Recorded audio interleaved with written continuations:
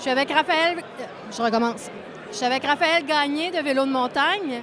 Raphaël, quel est ton meilleur souvenir de ta collaboration avec la Fondation de l'athlète d'excellence?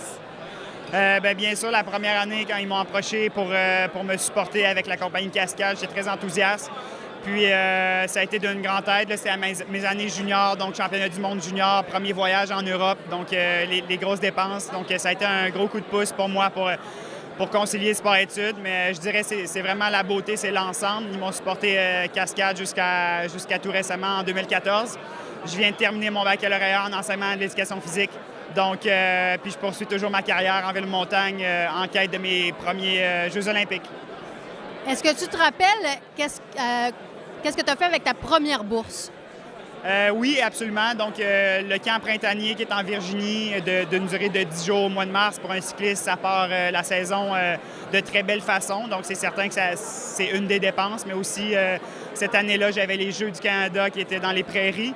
J'avais des Coupes Canada dans l'Ouest canadien, puis j'avais les championnats du monde qui étaient en Italie et un camp en altitude. Donc, je m'en rappelle très bien à quoi ça a pu servir.